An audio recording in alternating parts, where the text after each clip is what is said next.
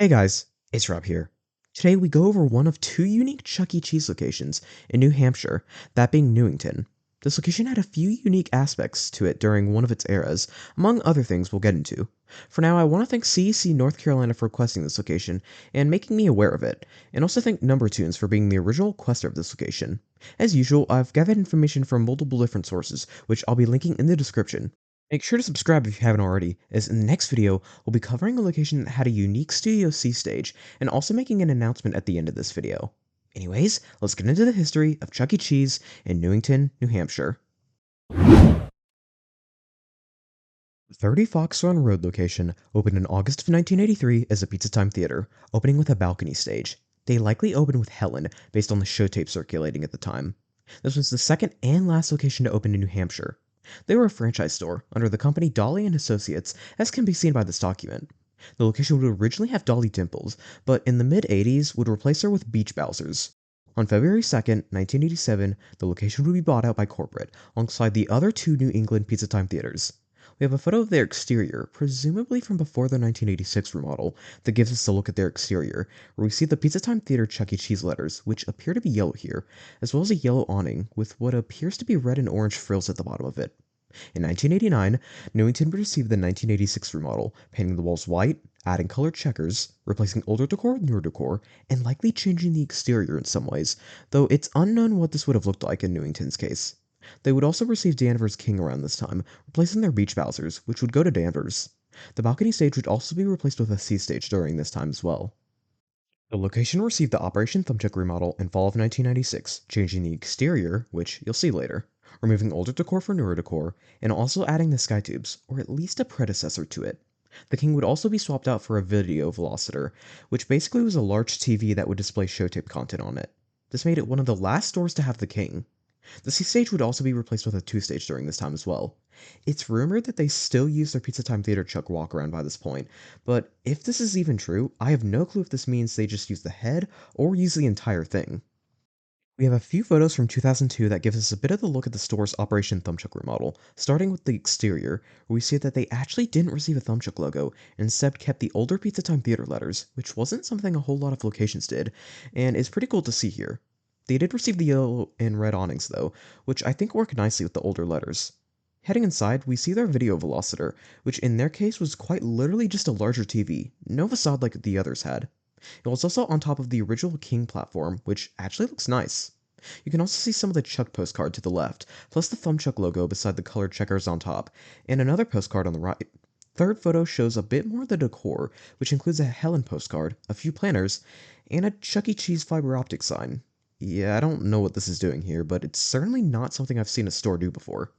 Finally, the fourth photo shows that they had a parody poster left over from their 1986 remodel, and it happens to be a Pizza Wars parody poster with the Rock of Fire explosion. Not sure how they were able to keep that up for as long as they did, but it's certainly cool to see. Footage from July of 2005 gives us a look at the showroom, where we see the stage to be in decent shape, with a few movements being out across Jasper and Helen, such as Jasper's body term, his strumming arm, and Helen's left arm, to name a few. Chuck also has a combination of tux attire and Kolchak attire, with the Kolchak pants and cap, but wearing the tuxedo instead of the usual blue shirt. You also get to see some of the Operation Thumbchuck decor, such as the shelf, and even see their walk around here, which is the standard Avenger one, though he seems to be wearing superhero attire here for some reason. Side note, the curtains also still work during this time, and we even see the Chuck E. Cheese show light as well. We also have a photo from 2005 that gives us a look at their shelf on the other side of the stage, as well as the wall texture, which appeared to have been white wooden paneling, which is certainly unique. In November of 2005, the location received the 2005 update to the Chuck reconfiguration, changing the exterior to an Avenger Chuck exterior, which removed the Pizza Time Theater lettering, painting some of the walls purple, adding newer decor to replace the older decor, removing the colored checkers, and replacing the old cabaret room with the toddler zone. Sometime later, they received parts from Manchester Stage after they received the Studio C 2000 stage. We also have this undated photo from after they received the Kolchak reconfiguration, where we get to see their entrance hallway, which gives us Pizza Time Theater vibes for how long it is. Footage from 2011 gives us a look at the stage, where we see it to be in great shape, with no issues I could see here. Even the flows look great on this show. Chuck also had full Kuchik attire by this point, with the blue cap instead of the red one though. Footage from 2012 shows them to still be in great shape, with the only issues being light related, such as Helen's spotlight being out and Munch's red floodlight. 2013 footage still shows the bots to be in pretty good shape, with the only issue I can see here being Jasper's strumming arm being out, alongside his fret arm barely moving. We have a 2015 photo that shows off both the toddler zone as well as the sky tubes, which as per usual were right next to each other. 2016 footage shows the bots to be in about the same shape, with Chuck's mic arm not working, as well as Pasquale's mouth not working either. Chuck also no longer has a cap on by this point. 2017 footage shows the stage to be in a bit of worse shape, with both of Jasper's arms and both of Pasquale's arms being out.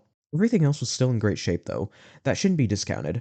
In January of 2018, Planet Fitness, who owned the building that Newington resided in, sold the property to a furniture store called Bernie and Phil's. This resulted in the location having to close to make way for the new tenant. Footage from that same month shows the bots to be in great shape, with no issues I can see here.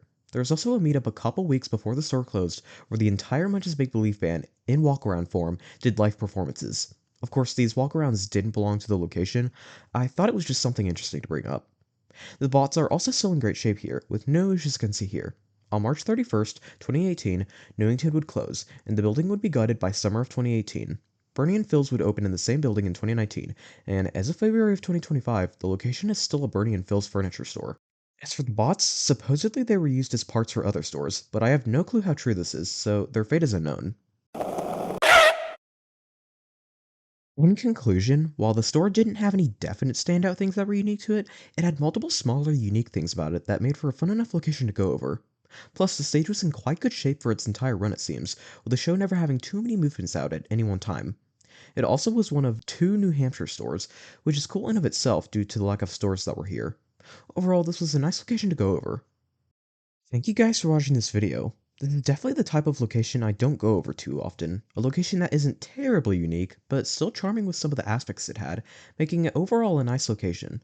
My next video will be going over the history of Showbiz Pizza Place and Chuck E. Cheese in West St. Paul, Minnesota, which had a one-of-a-kind Studio C stage. If you're interested in seeing that, make sure to hit that subscribe button and ring the notification bell so you're notified when it drops.